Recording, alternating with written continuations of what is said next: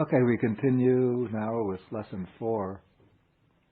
But I just want to make one correction to something I said last week. Last week, you, Ron, had asked me about what would be the feminine participle form for the present participle, where we have like the masculine gachanto, and I said the book here gives the form for deity. Where is it?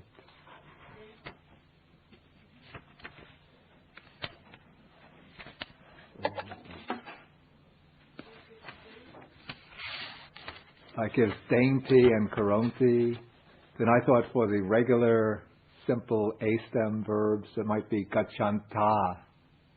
But then I checked grammar and I found it's gachanti, or it can even be gachati, 2 forms, gachati or gachanti. And look in this book, on your own, you look on page 70. Does it have the feminine? Yeah, it just gives 3.3. Actually, it's not so clear here, but I found it in a full-size grammar. It's gachant. It would be either gachati with a long I, or gachanti. But gachanti with a long I, or gachatiyo. Gachatiyo. I'm talking about the present participle.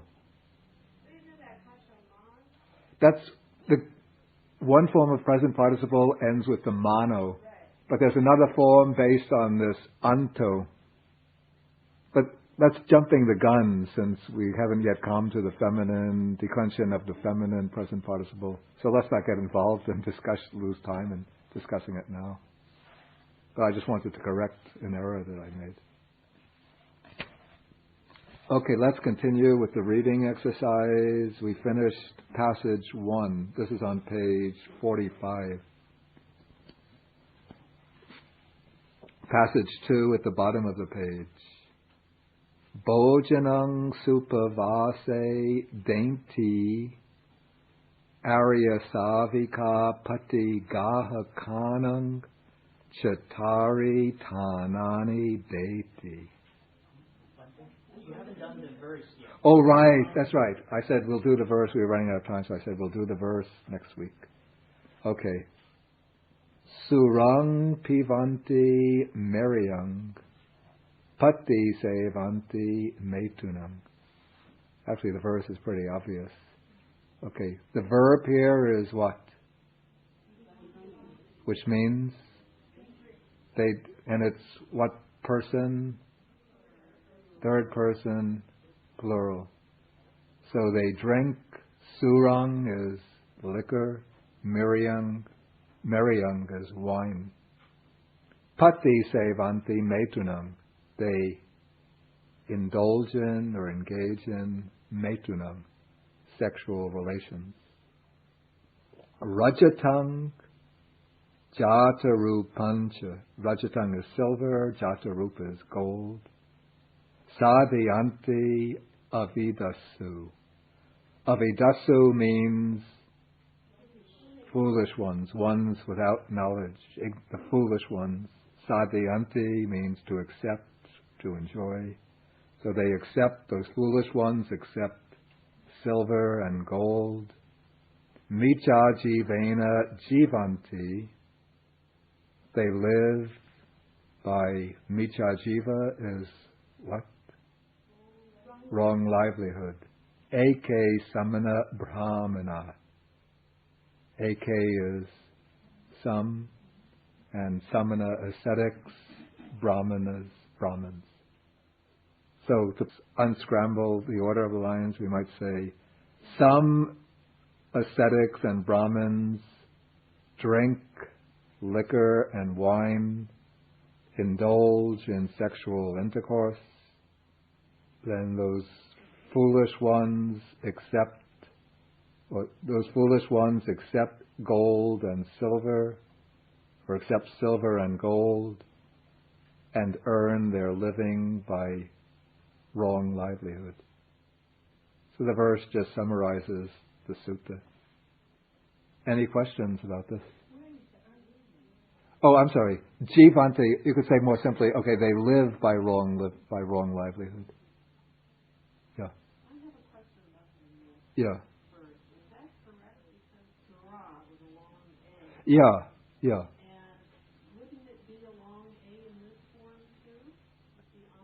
No. If you look at the declension of the feminine noun ending in long A, you see Sura is with the long A, that's the nominative case. But when it becomes accusative, it gets the A becomes short. Yeah. Yeah. It's a noun, right.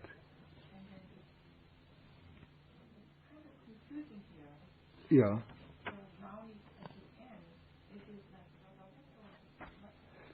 It's functioning as a subject. It's the subject that goes with the verb sadhyanti. The foolish ones is ascetics and Brahmins. Yeah. In a sense, the Avidasu is describing, it's a description of these ascetics and Brahmins. In fact, you see, in Pali, when there's a word, two nouns used in conjunction like this, you could almost treat Avidasu as an adjective qualifying the Samana Brahmana. So you could take it also as foolish, some foolish ascetics and Brahmins drink liquor and wine, engage in sexual intercourse, accept silver and gold, and live by wrong livelihood. Because Avidasu and these Samana Brahmanas, they're both the subject of these four, what are called the four corruptions. I think as we go along, you'll get to see how, especially in verse, a subject in one line can still exert its influence several lines going down or going up. The order in verse is quite free because one can determine which word is playing which role by its grammatical function. But let's sort of work with, actually there'll be more verses coming up, exercise 3, so we'll see, get more examples. Yeah.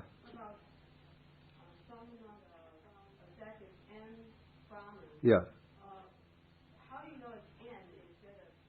Because the ascetics and the Brahmins form two distinct communities. The Samanas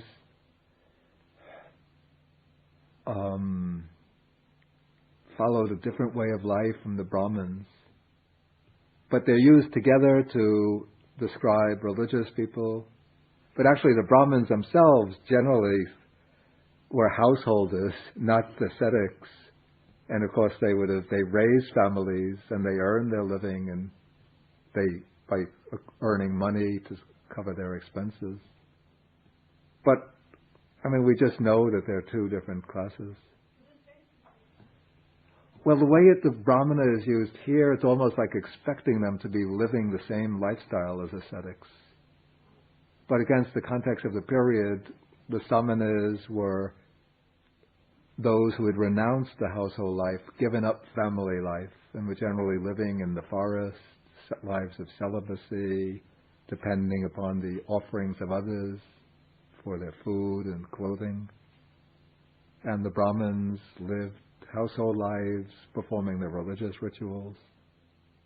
But often we find in the text, Samana va, Brahmana va, ascetics or Brahmins. So we know that Samana Brahmana is what they call a dvanda compound, a twinning compound, in which like twins, in which the two terms are both functioning grammatically in the same way. Okay. Unless there's a question pertaining to the exercise, let's go on. Okay. So the sentence I read, Bhojanang, first, this person being addressed here is a woman devotee named Supavasa. Her name in the nominative is Supavasa, ending in the long A. But this case is the vocative case. And the vocative for the feminine nouns with the long A is E. The long A turns to E.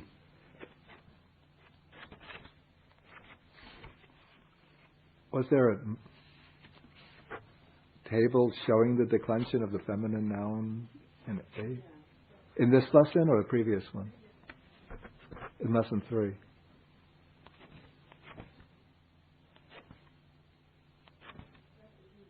Two. Yeah. Right, page 18. You see the vocative, the long A turns to E. So here the Buddha is speaking to a woman lay disciple named Supavasa. So it says, Supavasa Bhojanang Dainti Arya Savika. Arya Savika means noble disciple. The masculine form is Savaka, or it will be Savako as a nominative. The feminine is Savika. And then dainty is the present participle, and its present participle feminine, singular. So we could say giving food, or when she gives food, a woman lay disciple, patigaha kanang chatari tanani deiti. Patigaha kanang is which case? Dative. And patigahaka means receiver, recipient. And chatari means what? For tanani. This word tana has many uses. Sometimes it means what is possible as opposed to what is impossible. Sometimes a case, not a case to carry things in, but a case in the sense of in this case, in that case. Or sometimes it means situation. And it's actually related to an English word. If you see the root, the Sanskrit form of the root.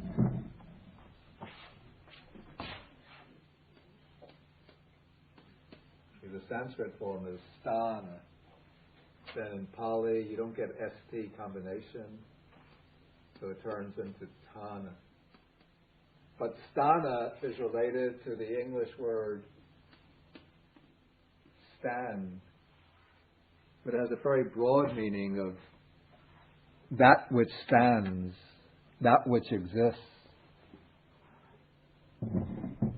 Sometimes it can simply be best translated as thing, simply as thing. Thing, not think, thing. T-H-I-N-G. Not thinking, no. Thing, like anything. Yes, sometimes place, sometimes the cause or condition. But here things seems most appropriate. So she gives 4 to the recipient.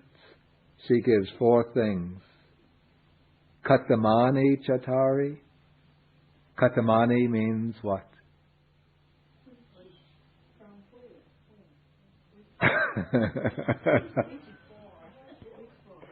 Devotion.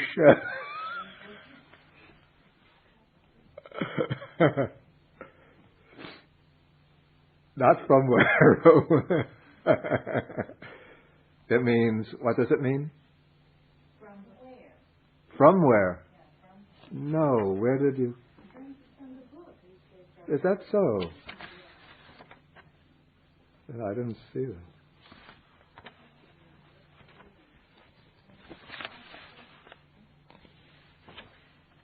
No, it means simply what. I don't know where the book It means which or what? 21?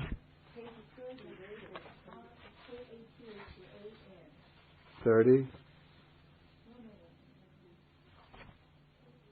Oh, wait, on page 21 it says, Katama means which, what. Yeah, it means what. Okay. So what for? And Katama, the word Katama is declined in agreement with the noun that it qualifies.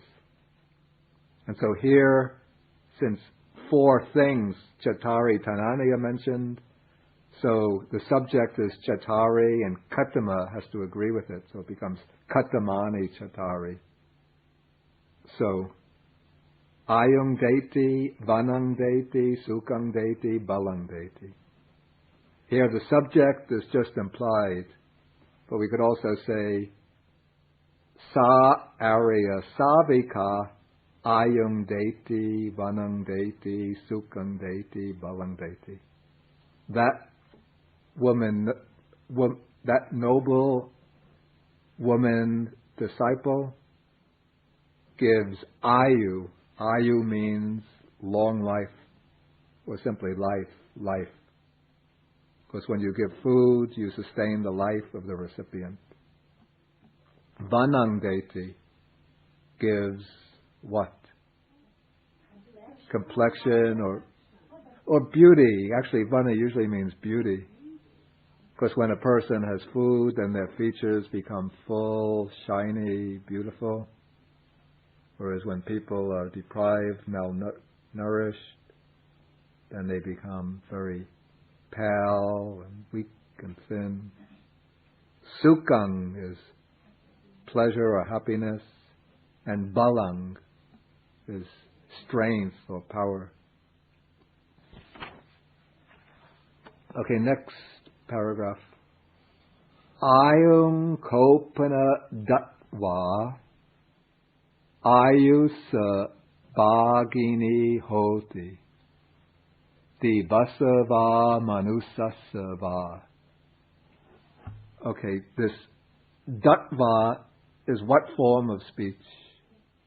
What? Gerund. So it means, the kopana means, it just indicates continuation. So it's not really translatable. Or you could sometimes translate it now or thus. Okay.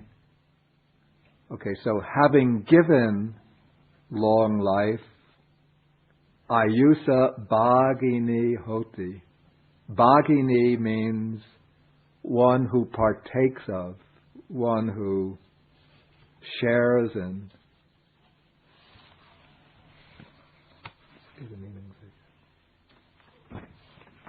Yeah, one who partakes of. So she becomes one who partakes of life. Dibasa, this is from Diba, which means divine or heavenly, in other words, celestial life.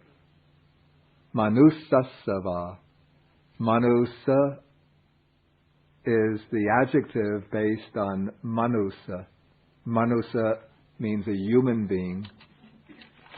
And so manusa is human. We go from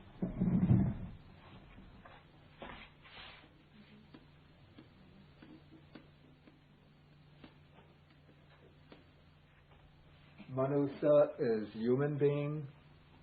Manusa is the adjective, human.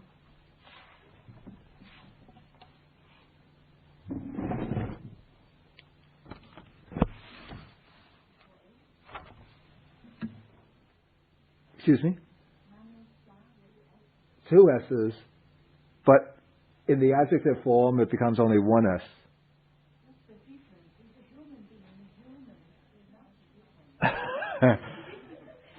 The manusa means a person, a human being. Whereas manusa is an adjective describing some aspect of human life. For example, well here, human life, human beauty, human strength, human happiness. Okay, then vanang datva, and the meaning of this is that when one gives food, one gives life to the recipient, and because of that one creates karma, good karma, kusala karma, which will be conducive to the enjoyment of long life, either in the heavenly world by being reborn in the heavens, or in the human world as a human being. Right. Okay, yeah, that's... So, I mean, that's possessive, right? Yeah. So, I just had an awful lot of Oh, yeah, I should have explained why they're genitive. Because they are adjectives qualifying ayu. Ayu is the noun. Yeah. Ayu is the noun. So she is a participant, partakes of life. Then the life that she partakes of is either divine life, heavenly life, or human life. And the words heavenly or human qualify life. Ayusa. Yeah. Or ayu itself is life, but ayusa is the genitive form.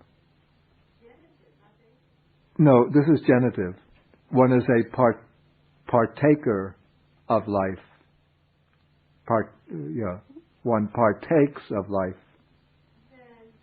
Then what does the role with? Because that's also genitive, so they're all genitive? Yeah, the diba goes with ayusa, and the manusa goes with ayusa. So she is a partaker of life, either celestial or human.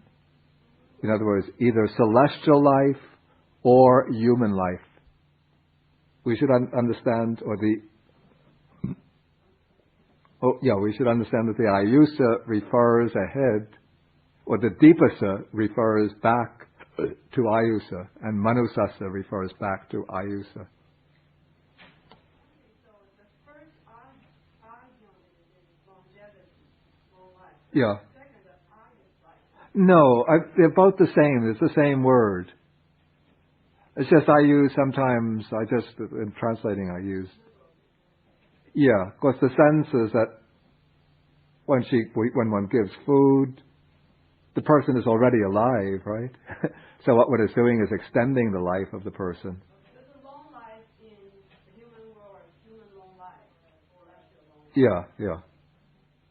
But to the person that one is giving food, that their life is indicated by ayung. But when you give the food, then you yourself partake of ayusasa. You become ayusa bhagini. Or she, the noble disciple who gives the food, she gives life ayung, and then she partakes of life ayusa dibasava manusasava. She partakes of either celestial life or human life. Okay, the next sentence. Vanang datva vanasa bhagini hoti divasava manusasava. So having given beauty or a good complexion, is that the only meaning they give? I know, color or complexion. Yeah. But sometimes it has a sense of beauty. Another meaning that the word has in a different context is praise. When one speaks vanang vasati, he speaks praise. Okay, vanang datva vanasa bhagini hoti dibasava manusasava. So having given beauty, She, the noble disciple, is a partaker of beauty, either divine or human. Any questions about that? Next, Sukkang Datva Sukkasa Bhagini Hoti Dibasa Va Manusasa Va. Having given happiness, she is a partaker of happiness, either celestial or human. That is either celestial happiness or human happiness. Balang Datva Balasa Bhagini Hoti Dibasava Manusasava. Having given strength or health, she is a partaker of strength. Strength, health, power, what do they use? They have strength, power, force. Well, when one has strength, then one is healthy, right?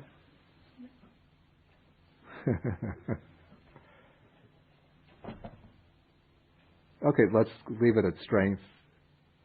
So having given strength, she is a partaker of strength, either divine or human.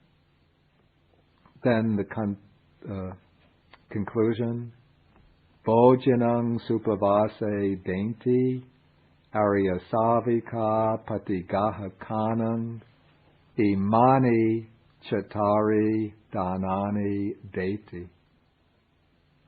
So Supavasa, giving food, the noble woman disciple gives to the recipients these imani, that's the new word, imani, these four things. Any questions?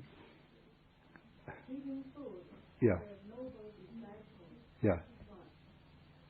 Gives to the receivers these four things.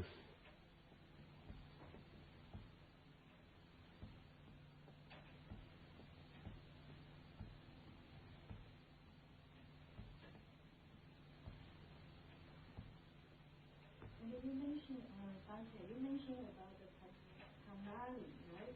Yeah. Tamali is the city, right? And the Tamali is the situation, right? Situation. Things. Here it means things. In some places, it has many meanings in different contexts. Sometimes it can mean situation. But here it means things in a very general sense. Okay, now we come to a series of verses taken from the Dhammapada. Okay. And in verse, the word order is generally not very regular. So you sometimes have to unscramble lines of verse. But in Pali, it's quite comprehensible compared to a language like Sanskrit. The verses are much more complex. Okay. Nabajje papake mite, nabajje purisadhame. Here the verb is what? And what particular, they call this, I think, a mood of the verb, is it? Optative. An optative has a sense here of what one should or should not do.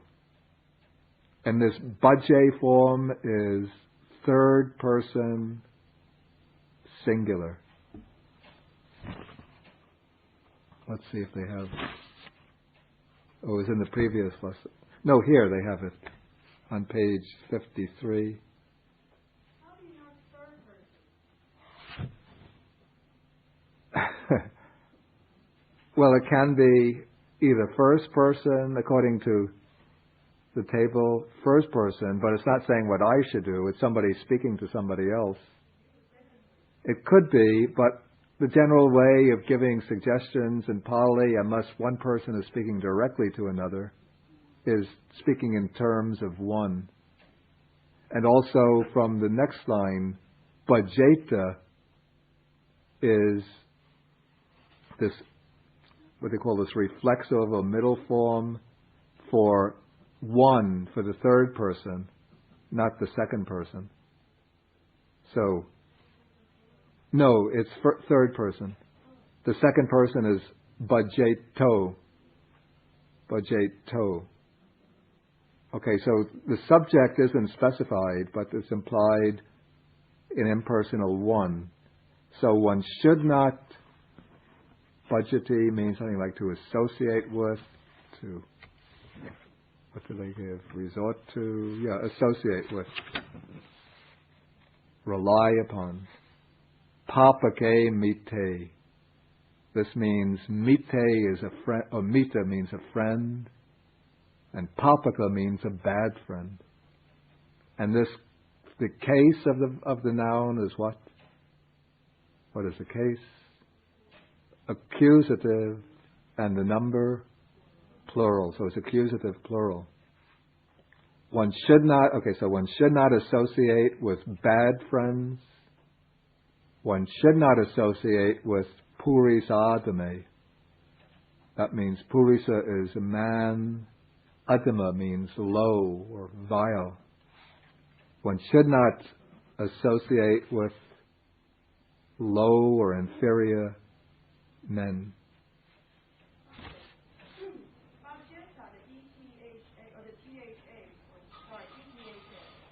Yeah. Either second person plural or third person singular. Yeah.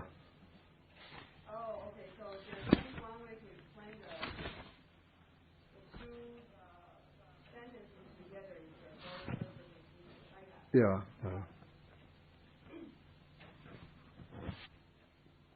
Bhajeta mite kalyane, bhajeta purisutame. One should associate with kalyan, what they call kalyana mitas. That's good friends, superior friends. One should associate with excellent men or outstanding men. Any questions? Okay, next. Sabe tasanti dandasa, sabe bhayanti machuno, atanang upamang katva, nahanaya nagataye. Okay, the verb is what? Actually, I should say in the first foot of the line. What do you call this? The first line of the verse. The verb is what? Tasanti. Tasanti, bayanti mean almost the same thing. To be afraid of, to fear. And they both take an object in the genitive. So all are afraid of. Danda means literally it's the staff or the rod used in punishment. So all are afraid of punishment, you can say. All are afraid of machu. Machu is death. All are afraid of death. Atanang upamang katva. Here, do you know the word atanang? Well, here it's not. Here it doesn't have the sense of soul, but it's the self in the sense of oneself. The word atanang. This is the here we have the accusative singular of the word attan, which is Pali for Sanskrit atman. Atta it's a word which it's treated as a masculine, but it's not distinguished into gender. It has its own type of declension. I think later we'll get the declension. It doesn't form into the systems that the models that we've already encountered. But just, here they just give you the accusative so that you could translate the verse. The accusative form is attanang. But this is the self. It's the word that signifies the self that according to Buddhism is a delusion, an illusion. But also the word self is used in ordinary speech to mean just the person himself. I, myself. Like the Buddha says, one should strive by oneself. Attana. Where if I say, this is my own book. Idang attano pottakang. This is my own book. The book of myself. So here an upama means simile or example or model, we could say. So having taken or made oneself the example, the model, na hanaya. Hanaya is optative from the verb hanati, which means to strike or to injure, to kill. And gateya, or the verb, finite verb would be gateti, means it's the causative from hanati, which means to cause to kill.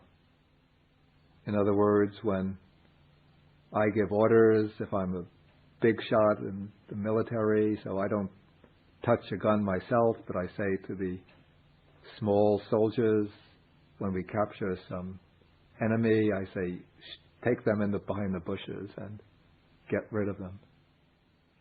Or I own a butchery shop, and in the back I have workers who are working, slaughtering the cattle. So I'm causing them to kill, even though I'm not picking up a butcher's knife myself and killing. Yeah. Yeah.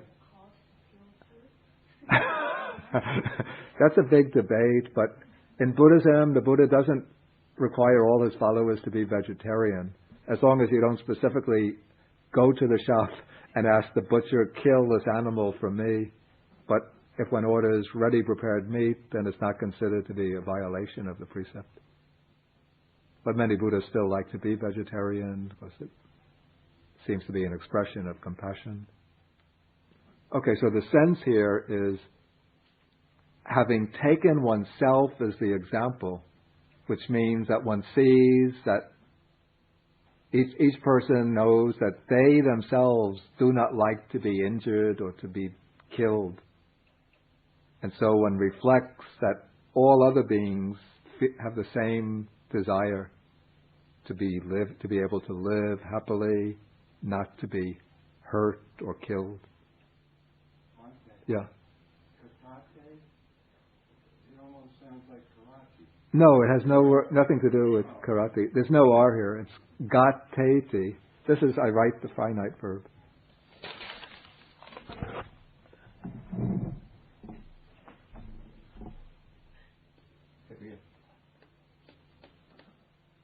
Hanati, for some reason,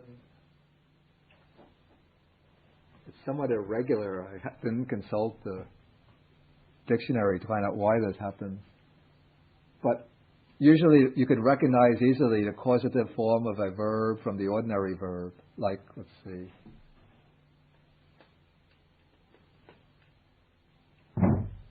Like karoti, to do. You can recognize the causative form kareti. What generally happens to form the causative, you strengthen the initial vowel, and then the verb will end in an ati form. So to do, to make do. What nisidati is to sit, nisidati is to make sit. In other words, to give somebody a seat. To eat, bunjati. To feed, bojati. But hanati, to kill, gives its causative gateti. I'm not quite sure how that derivation comes. But you could see the causative form, ati. Yeah.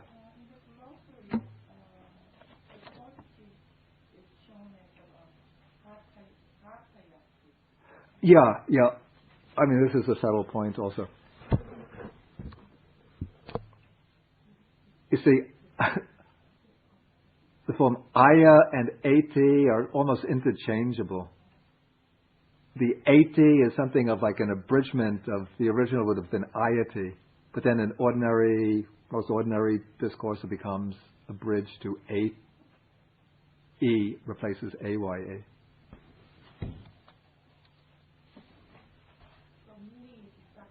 Yeah.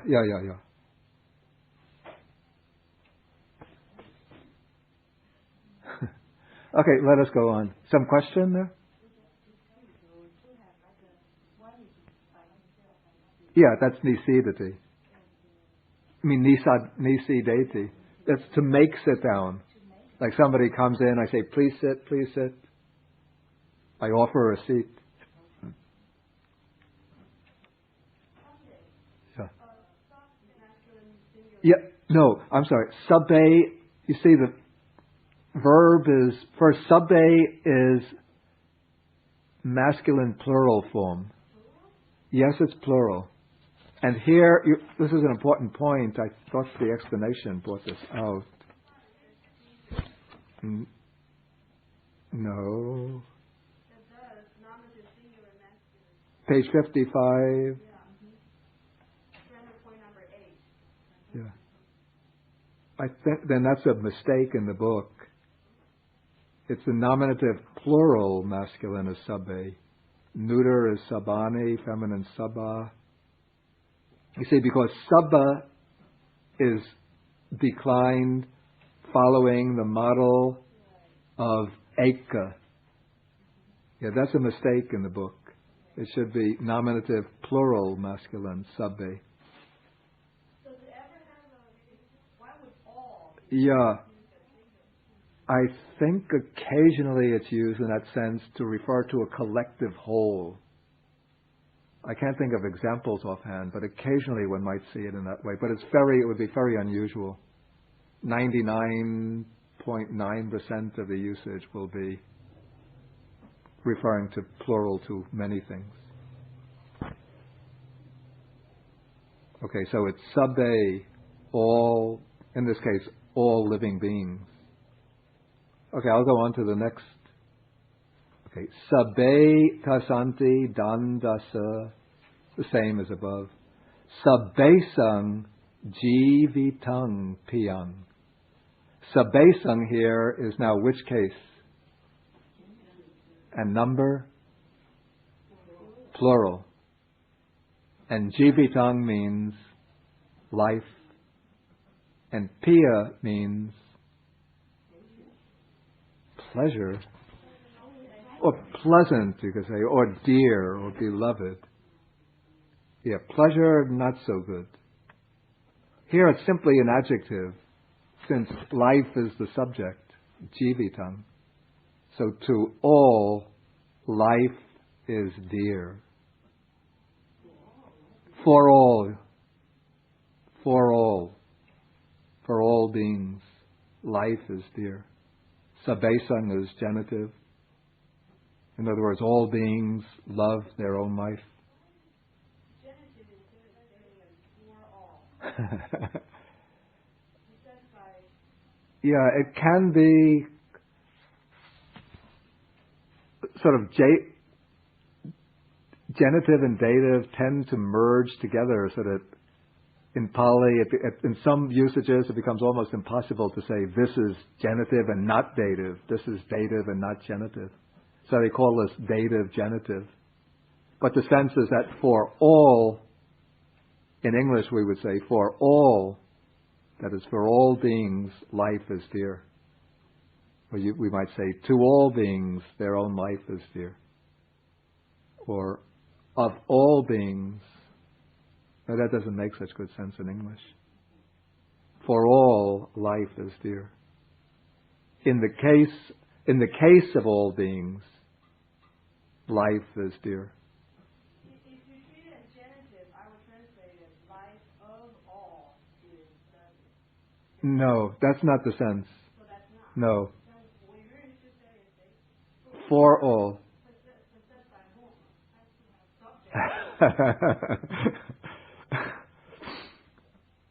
One can't try to impose too forcefully the distinctions of ordinary English grammar on Pali. But the sense is not that that you should regard the life of all beings as dear, or pleasant, since the life of beings, according to the Buddha, is dukkha, not pleasant, but suffering. But the sense is rather for all beings, their own life is dear to themselves. All beings want to live, in other words, not to die. Okay, then the next two lines, the same as above. Okay, the next two verses go together from the Dhammapada. Bahum piche sahitang basamano natakaro hoti naro pamatto. Here, really, to understand the subject, one has to look in the second part. Let's call these 4 lines that make up this verse. You have to look in the second line. But we might be able to translate it just on the basis of the first line alone. Basamano is what? Present participle, and it's the nominative, singular, masculine. The word sahitang means scriptures, the text. And P means even though. And che, actually P and che sort of go together with the sense of although. Okay. Although one recites many scriptures, although reciting many scriptures or much scripture, natakaro hoti naro pamatto. The word takaro, it's not really an ordinary noun, a proper noun, but it's a compound.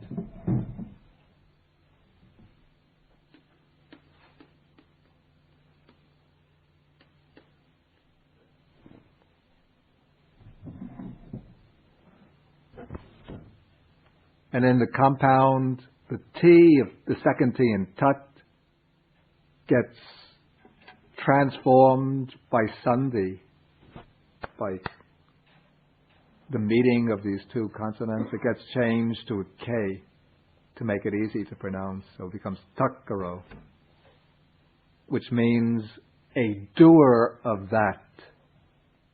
In other words, a practitioner.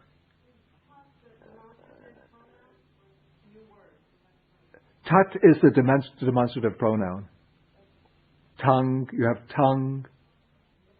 Yeah. This is singular.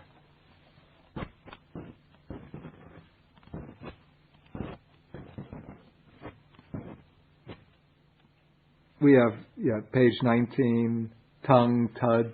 Actually, tud also. Tud, you might call it tud.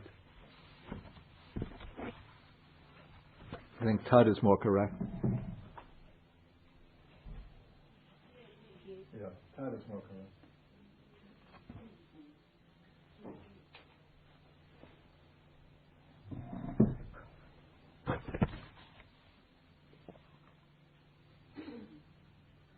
Okay, so then the subject is naro.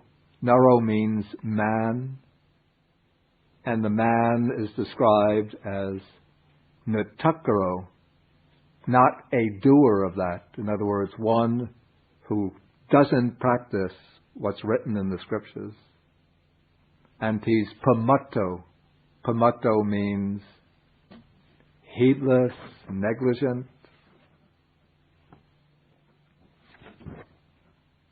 So even if one recites many sacred scriptures, if one does not practice accordingly, if one doesn't act upon them, if one is a negligent man who doesn't act upon them, who doesn't practice them, then the next two lines gives the consequence. Gopolva gavo ganayang paresang. Okay, here the subject, which word is the subject? Careful. What is the subject? Gopo. Gopo. Yeah. The v here means what? Like. It's an abridgment of Eva.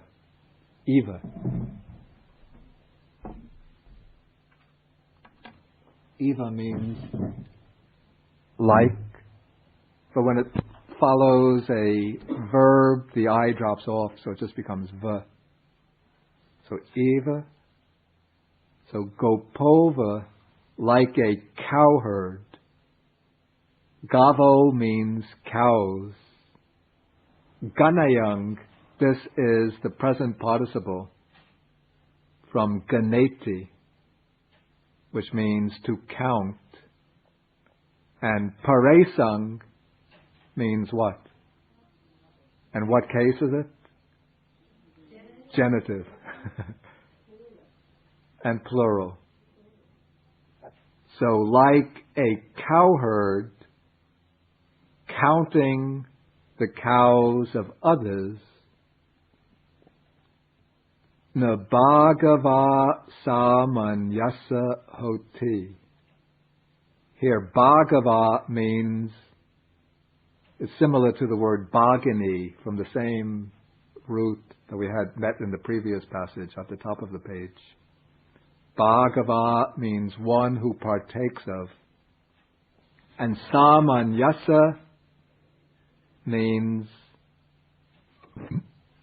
the state of an ascetic. It's from the word samana, which means an ascetic.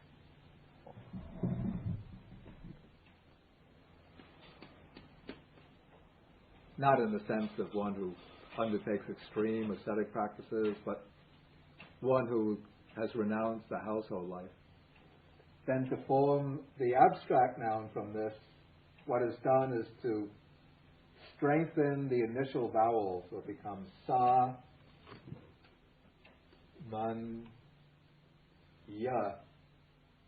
But when you have ny joined together, that changes into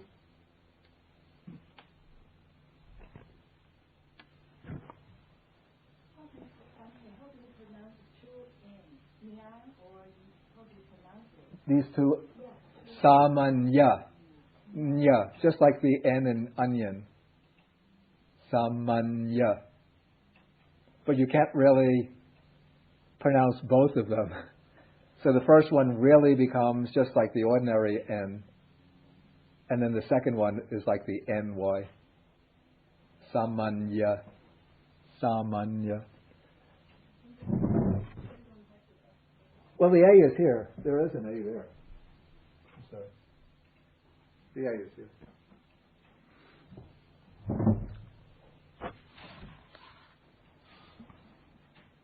Okay, so the sense is that the person who just recites many sacred scriptures but lives negligently and doesn't practice in accordance with them, this person doesn't partake of the fruits of the spiritual life. But he's just like a person, a cowherd, who takes care of the cows of his master. And so he can count the cows, but when he goes home, he maybe has just his one little cow, maybe no cows at all at his home. So even if his employer has 100 cows, he doesn't have any cows, or one cow. He just takes care of the cows, but he doesn't get the benefits of having the cows. Okay, then the next verse is the contrary to this. Apampiche sahitang basamano dhammassa hoti anudammachari ragancha dosancha bahaya moham samapajano suvimutta chitto anupadhyano idavahurangva sabhagava samanyasa hoti. Okay, the first line, even if one recites few of the scriptures, or just a little bit of the scriptures, but one is anudammachari. Anudamma, generally it has a sense of one who acts in accordance with, one who practices in accordance with. And it's always used with Dhamma. So we have Dhammanudammachari or Dhammanudammapatipanno. So together, Dhammanudammachari means one who practices in accordance with the Dhamma. My understanding, you see, Dhamma, the original sense is nature. And anu, the prefix anu, implies according to, along with. And then chari means literally a walker, but it takes on the extended meaning of practitioner. So anudammachari is practicing in accordance with. In accordance with what? In accordance with Dhamma. In accordance with the teaching. So ragancha dosancha bahaya mohang. Here the order is jiggled around a little, the word order, to fit the meter. But the sense is, first, bahaya. Bahaya is what part of speech? What part of speech? Gerund, right. This is this is a gerund that belongs to the group that forms the gerund with Y. Often we see the gerund form with TVA, tva, like katva, what is the others? Anyway, datva, katva. But here the gerund is added, the root is ha.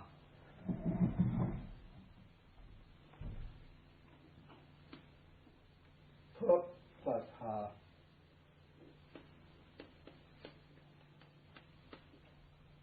The, what do you call this? Simple indicative verb is pajahati. It follows a somewhat unusual procedure of somehow the root gets duplicated to form pajahati. Very important verb. It means to abandon, to eliminate. And you can get from this one gerund, pajahitva. This form one also finds, particularly in the commentarial literature, Pali commentaries. But the form used in the old text, the suttas, the gerund is created directly from the root bahaya. So bahaya means having abandoned. So having abandoned raga, which means lust, and dosa, hatred, and moha, delusion. Samapajano. Here this is related to, or it's based on pujano. This is, it's a present participle from pajanati, to understand. Here we have.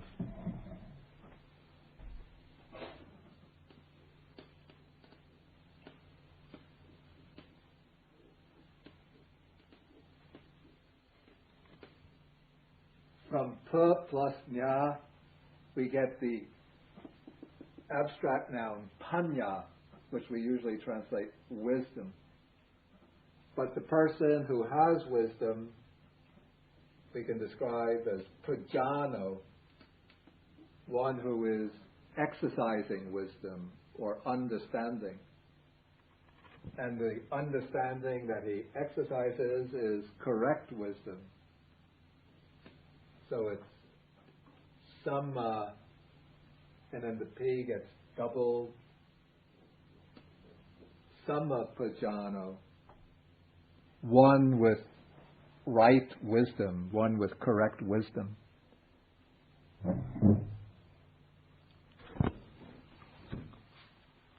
And this person is further described as Suvimutta Chito.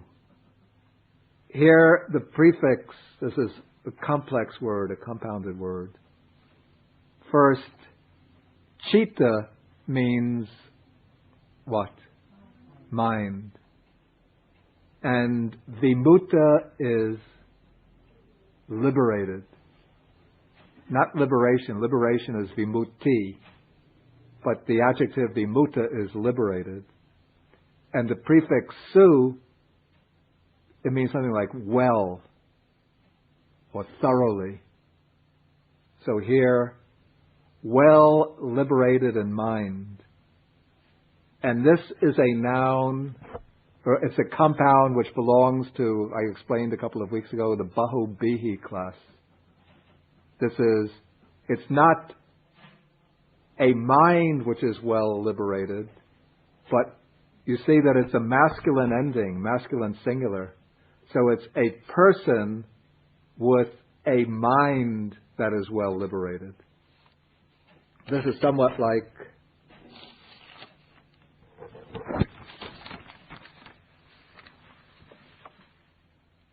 we have a compound, maybe I thought of some examples.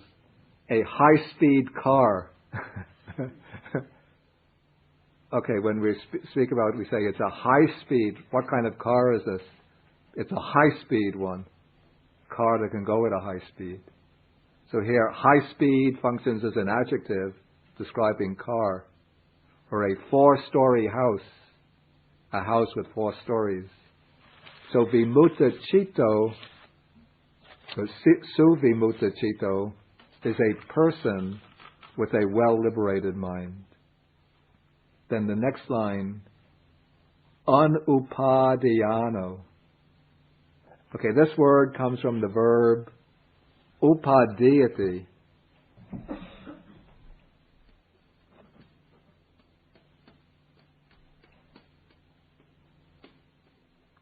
Upadhyati means, literally, it's to take up to oneself.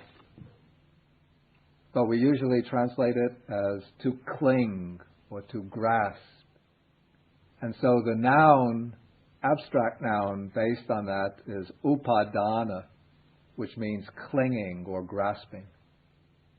So we speak in the Buddhist text, they speak about the 4 types of clinging. But then the word here is present participle form.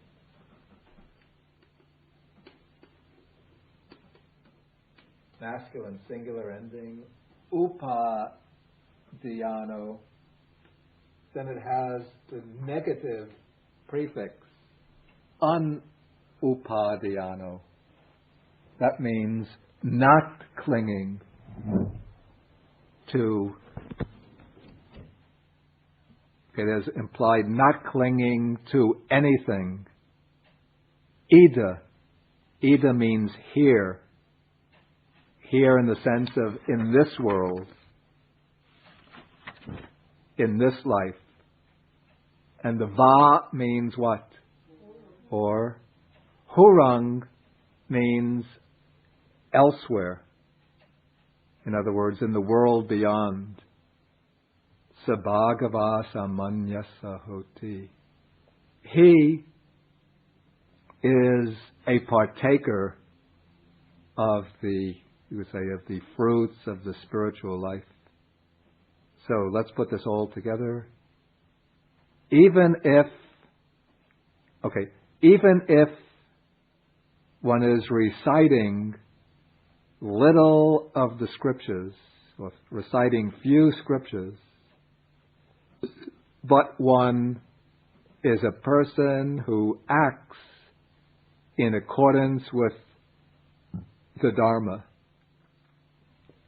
having abandoned lust, hatred, and delusion, rightly understanding, well liberated in mind, not clinging to anything, here or beyond, he is a partaker of the spiritual life. Any questions? Yeah, it's a long A. Upadhyaya. Here? This one. No, this is a short one. Because this is the indicative verb. Upadhyayati. It's the ordinary present form of the verb.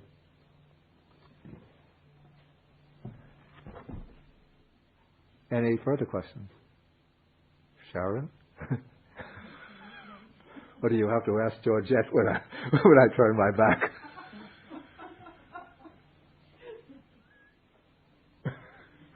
What's he talking about? I just don't understand his way of explaining. Okay, it's getting close to our liturgy time, so we have to stop. But we continue next week. We finished the next 6 verses or so, really just follow the same pattern. There's just word substitution. So we can finish that quickly. Then I can just sit back and say, your turn.